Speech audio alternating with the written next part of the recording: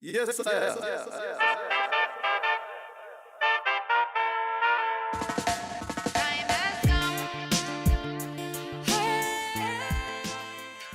Hello, friends, and welcome to another episode of Radio Free Cannabis, coming to you from high in the hills of Oakland, California, translated into 198 different languages, connected to a global network of activist correspondents. We are the voice of the global cannabis freedom movement, and I am your host, Steve DeAngelo.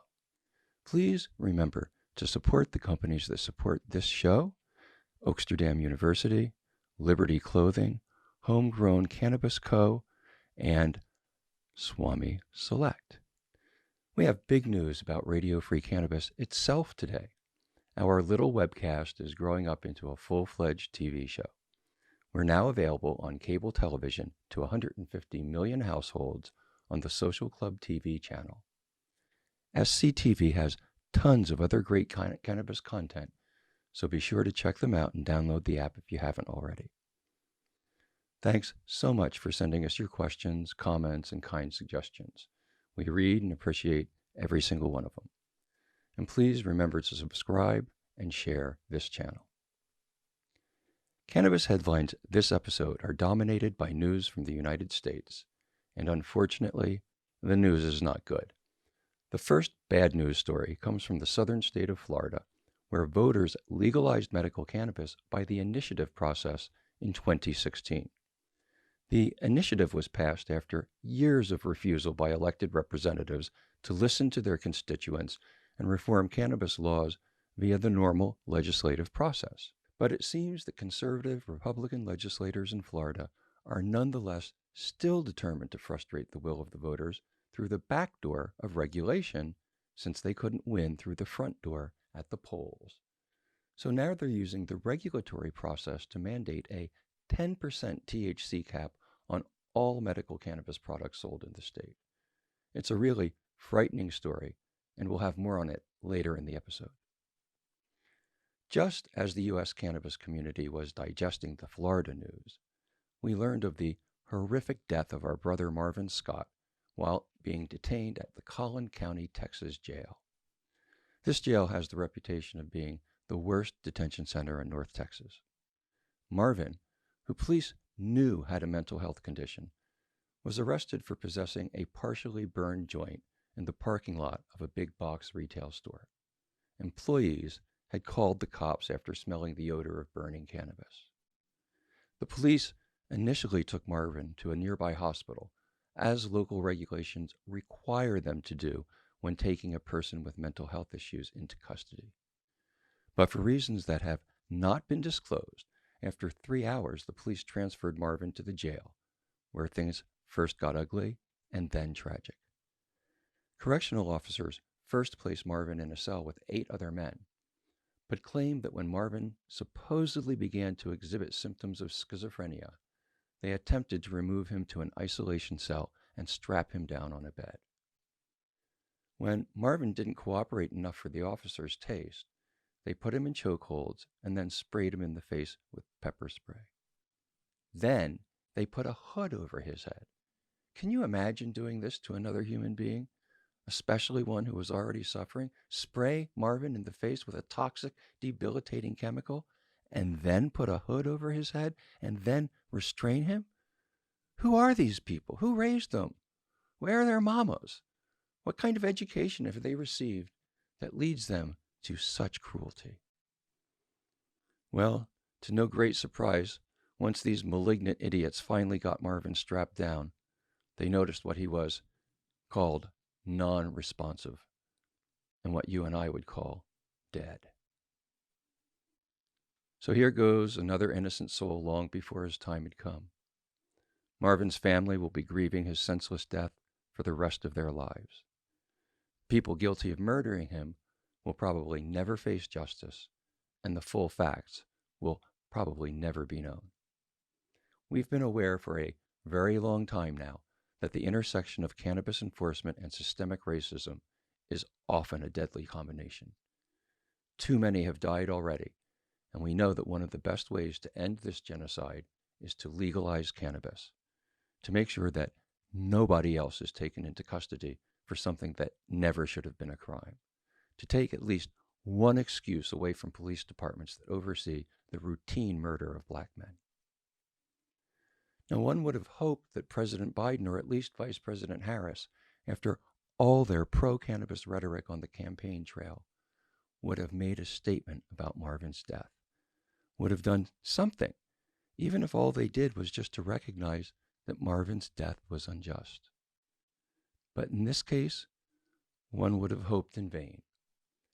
Instead of recognizing how the stigma attached to cannabis and the devaluing of cannabis users led to a senseless death, the Biden administration has gone on a campaign of its own to spread and reinforce cannabis stigma. After being promised that past cannabis use would not disqualify them for employment, and relying on that representation, dozens of young White House staff members voluntarily disclosed their relationship with the plant in their employment applications. Now we've learned that their honesty, which is a common trait among cannabis consumers, has been paid back by the Biden administration with treachery. Dozens of staffers who admitted past cannabis use, most of whom came from states that have legalized cannabis for adult or medical consumption, have been told they're not welcome at the White House, their workplace. Instead, they have to work remotely, sequestering themselves like they have COVID, or that somehow the president might catch a contact buzz from having them around. Even worse, 5 White House staffers have been entirely terminated from employment, lost their jobs, lost their livelihood. Now, Biden is supposed to be the empathic president, but there's nothing empathic about this purge of cannabis consumers. Let's think about it for a minute. Cannabis extends patience, sparks creativity, and teaches nonviolent conflict resolution. Alcohol impairs judgment, muddies thinking, and stimulates aggressive and sometimes violent behavior. If Biden was acting from a place of reason and rationality, he would have sent the drinkers into exile and put the cannabis consumers in charge. And if he was acting from a place of empathy, he would not have so seriously damaged the careers of these young people who just wanted to serve him. Moving on to the continent of Africa, the Kingdom of Morocco is moving forward with legalizing medical and industrial cannabis despite opposition from the former leader of the Islamist PJD party, Abdelila Benkirane, who threatened to leave the party if it approves the bill. Morocco's neighbor of Algeria, with whom it's been in long conflict, has also loudly condemned the Moroccan reform legislation. But this chest beating doesn't fool those who are familiar with Algeria's role in the smuggling of psychotropic pills, mostly methamphetamine, into Morocco. These pills, unlike cannabis, actually are extremely dangerous and are leading to growing levels of addiction in border towns. In Thailand, the cannabis reform measures enacted earlier this year are beginning to show some initial, albeit modest, results. Cannabis cafes like the 420 Cannabis Bar are sprouting up all across Bangkok.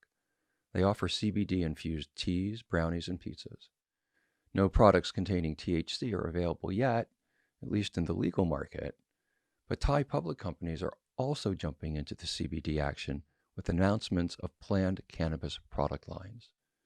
The shares of one of these companies, DoD Biotech, climbed 11.6% in one day following its announcement of a cannabis-infused cosmetic line. India, the ancient heartland of cannabis-based spirituality, has yet to formally legalize cannabis at the federal level, but as in the USA, Indian states are forging ahead on their own. Earlier this month, the state government of Himachal Pradesh announced that it's developing a policy that will allow the licensed cultivation of medical and industrial cannabis.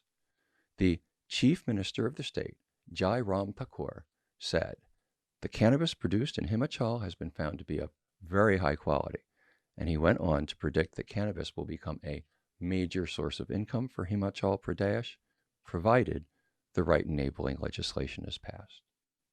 And we will end our headlines today on that happy and hopeful note. Our first feature report this episode comes from Jordan Curl, who's working on cannabis projects in the southern part of Africa.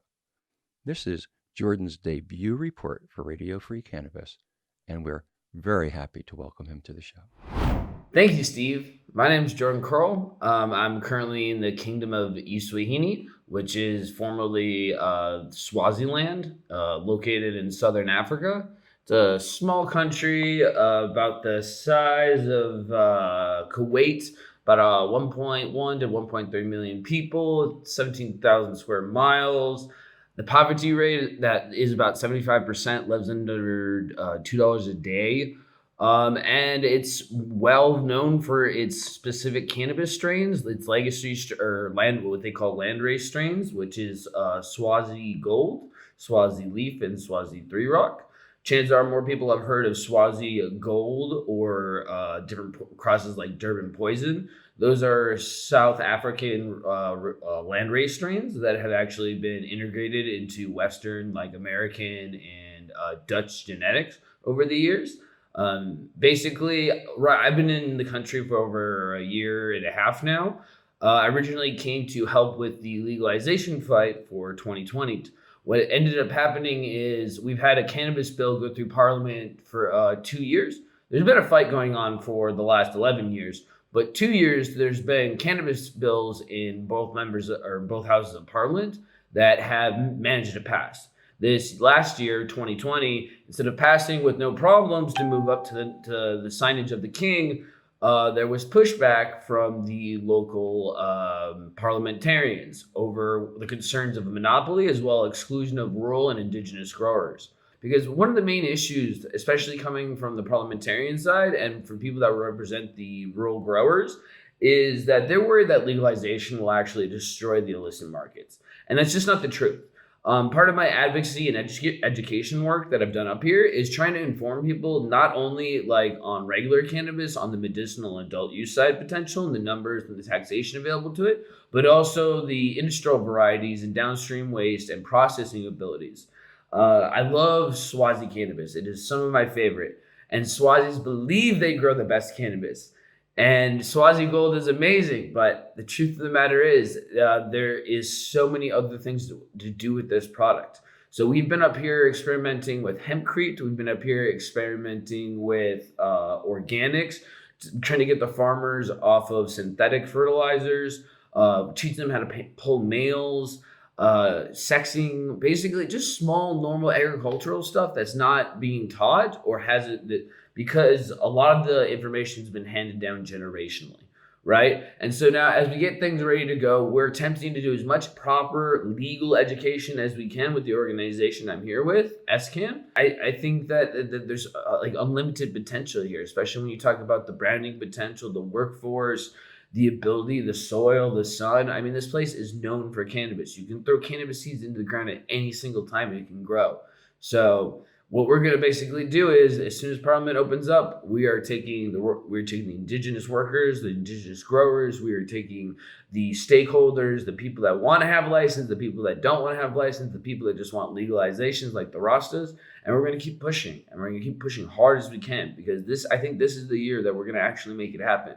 And our goal here is to reduce liability and risk for your average farmer, because it is a way of life for most people here. It is what puts food on the table.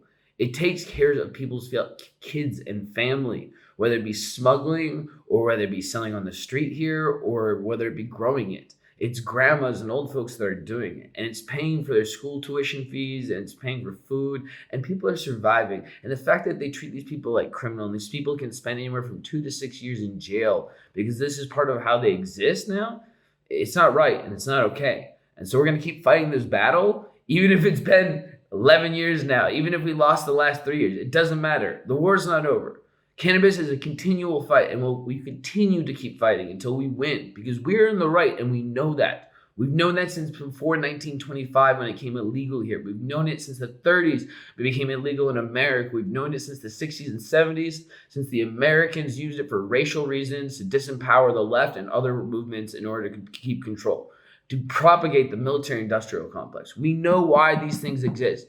right? And we can stop it now. We have enough data, we have enough evidence, there's enough change in society to where we can find a social, healthy balance of how cannabis can be introduced into our society in a normalized way, and people would be okay with it.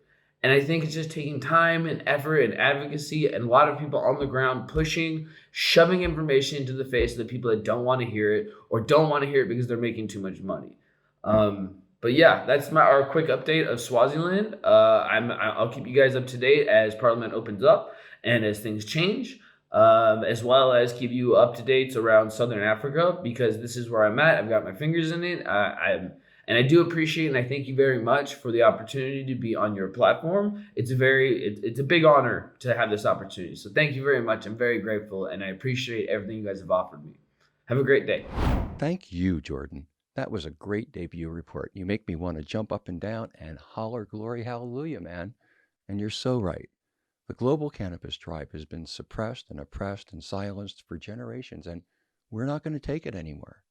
We are determined that our children will grow up in a more free and a more just world than the one we were born into. There is no higher mission, and we'll do our part. We won't fail because we can't fail. Next, we'll return to Florida for a report on developments there from our new science correspondent, neuroscientist, and former professor of biology at Eckerd College in St. Petersburg, Florida, Dr. Greg Gerdeman. This week, in the Florida House of Representatives, legislation was introduced, House Bill 1455, that would impose caps on the allowable amount of THC, concentration of THC, in cannabis products. Specifically, the flower, smokable cannabis itself, would be capped at 10% THC, and concentrates would have a cap of 60% THC. Now keep in mind, back in 2016, Floridians voted by an overwhelming 71% majority to amend the state constitution to create a right to medical cannabis. Since that time, there are nearly 500,000 patients enrolled in the program. The cannabis was considered an essential business during the pandemic lockdowns. It's continued to grow and add thousands of jobs, and there have been no real reports of cannabis being diverted to minors or otherwise illegal market. More importantly, this is a robust, growing medical cannabis marketplace where the vast majority of products are over 10% THC, and there has been no health crisis come about as a result, which is what we see in established legal cannabis markets nationwide. Nevertheless, Florida is not the only place where this potency argument is being used to justify a new brand of reefer madness thinking. It's really kind of like prohibitionists are starting to say, okay, you know what? We were wrong. Back then, cannabis, when we said all those things to justify decades of war against cannabis users and all of the damage to communities and lives that has created, yeah, we were wrong.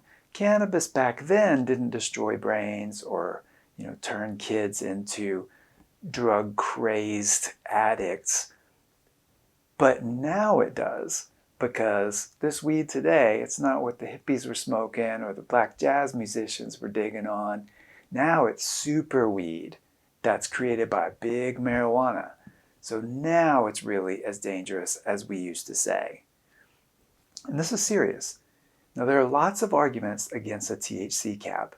Obviously one of them being that THC is the primary driver of therapeutic effect, and it always has been, even though it also causes side effects that people can certainly become tolerant to. But so many cannabis patients in Florida would simply have to consume more, and the industry would have to scrap everything it's growing and start over, which would obviously cripple the industry. However, what I want to emphasize as a scientist is this. Do not underestimate this as simply old-fashioned reefer madness thinking. because while the rhetoric leans on all the same fears and prejudice, there are new scientific studies that are used to justify this argument. And there are doctors and academics and certainly lawmakers who are concerned by potent cannabis and find these arguments compelling. So the flaws in the science, in the studies themselves, and there are serious ones, need to be addressed specifically. Because this research is being brought to lawmakers by one-sided scientists who have a long relationship with prohibition lobbyists and whose career success and funding and reputation has been built on validating drug war narratives about cannabis. You know, scientists have their biases too. And I refer, for example, to psychologist Dr. Bertha Madras, who was the only subject matter expert allowed to speak to a committee in the Florida House of Representatives a couple of weeks ago in order to prime them to support a THC cap with fear stories about how today's potent weed is the real evil reefer. You know, Steve, there's a lot more to this than I can put in a brief report. And it also is not just a Florida thing. I suspect Florida will shoot this down because there's an established tax-generating, job-creating industry that would be crippled by passing such a law. But in areas where it's just starting out, where I live now in West Virginia, and I'm starting a medical cannabis dispensary, in countries that are just trying to reform their cannabis laws, there are going to be well-intentioned people, doctors and community members, who are concerned by this and are vulnerable to these arguments because they're not getting a balanced view. So I am writing much more about this and getting more scientific. And I'm going to put a piece very soon on projectcbd.org. I also have an article already on there recently called Cannabis and Psychosis, a Conspiracy of Causation. So I encourage people to check that out and follow me on Instagram and Twitter at Ganjanesh. Reporting science for Radio Free Cannabis, I'm Greg Gerdeman. Thank you for giving us the real deal on this story, Greg, and welcome to Radio Free Cannabis. We look forward to your future reports. Dr. Gerdeman is going to join us again next week to break down and debunk the pseudoscience being disseminated by self-serving fraudsters like Dr. Bertha Madras, ringleader of the tragic circus now unfolding in Florida. We'll be staying on the North American continent for our next report from yet another first-time Radio Free Cannabis correspondent, Luc Prévost. Hi, my name is Luc Prévost. I'm talking to you from the suburb of Montreal in the province of Quebec, just next to the beautiful St. Lawrence River, le Saint Laurent. Here we mostly speak French when we're not speaking English. As you might know, Canada has legalized recreational cannabis in 2018. So what does legal cannabis means to Canadians? Well, I could say that it means different things to different people. Legalization was a political promise from a politician who was against it all his life until very recently. Justin Trudeau, before he was elected, had nothing to do with the legalization of the medical cannabis. It was the work of his political opponent, Stephen Harper, then the Prime Minister and Chief of the Conservative Party of Canada. Justin Trudeau's change of heart made him even more popular, but mostly outside of the country. Rather than simply being thankful, Canadians have been very vocal about the shortcomings of the actual structure that framed the cannabis market. Many countries are thinking about imitating Canada. Israel comes to mind, Australia too. That would be a big mistake. The Canadian experiment should be looked at very carefully. Legal recreative cannabis means that some structural tensions were released, but not injustice. Legal does not mean equal. Best example is the legal age to smoke or consume cannabis in general. In Canada, you can vote and join the army at 18. In Quebec, you can drive a car at 16. So you can move tons of metal at frightening speed when you can't vote. But the provincial government decided that you have to be 21 years old to buy legal recreational cannabis. Quebec is very open about alcohol. Our famous nightlife is a proof of that. The biggest pornographer in the world, MindGeek, is based in Montreal. But Quebec is still very shy about cannabis. We are lagging behind the rest of Canada in almost every metric department except for the price. Quebec has the cheapest pot in Canada. It was probably the only effective measure to reduce the size of the black market. It is also clear that if there are any excess in productions, it will be sent directly to the USA. This extreme caution from the Quebec government is interesting in many ways. It was led by the Minister of Health, the physician Lionel Carman.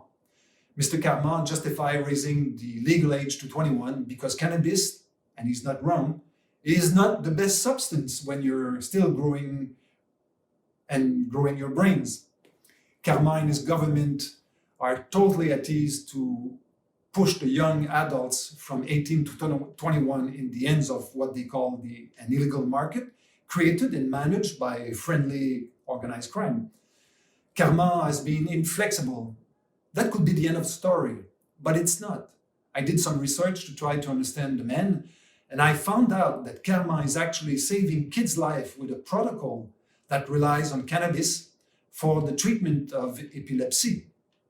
So the face of prohibition within the legal frame in Quebec is a doctor, but he treats children with cannabis. The slow, shy, and timid embrace of the cannabis plant in Quebec is a fact. Look at my face. How old do you think I am? Well, you can keep the answer to yourself. My point?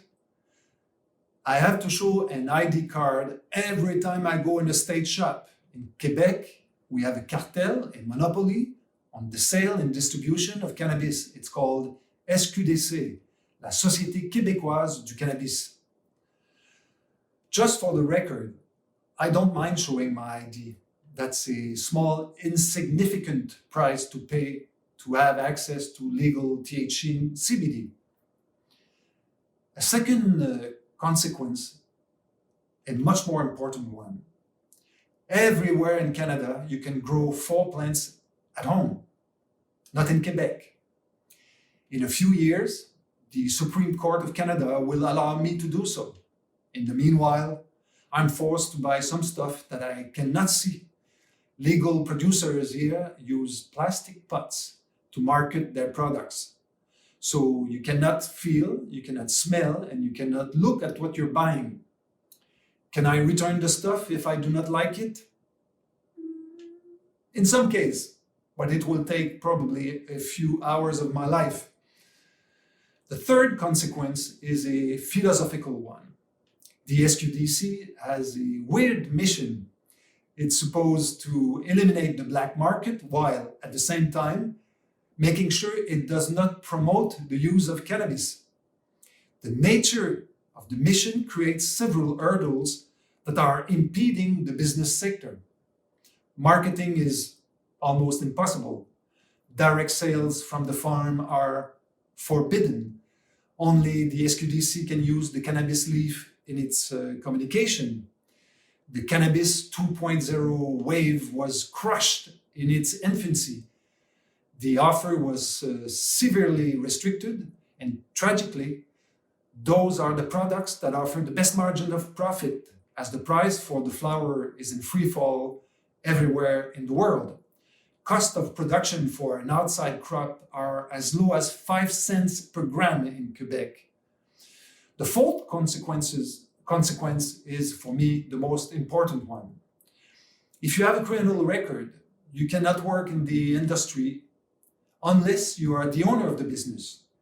But, by the way, Health Canada is totally at ease to give me a license to become a legal producer, even if my money comes from some fiscal paradise. In other words, Canada welcomes dirty money in the cannabis sector. C'est la vie, as we say in French. Last consequence, but not the least. Many cities have voted bylaws that prevent you from smoking outside on the territory, their territory. And the same towns allow apartment owners to prevent renters from smoking in the rented apartments. So in fact, some people still have to hide to smoke cannabis in Quebec. And there are more fines given to citizens than ever, and bigger ones too. So the cannabis legalization is a work in progress. In other words, the cannabis genie is out of the bottle. That's a good news. So now we only have to continue the fight. Thank you. Et à bientôt. A bientôt to you, Luc. I love this indomitable spirit of the cannabis tribe, our will and our passion to always keep moving the cannabis freedom movement forward. We hear the same determination from all of our correspondents. We hear it from all the mothers all around the world whose children depend on cannabis. And we even hear it from our sisters and brothers in prison or just released from prison.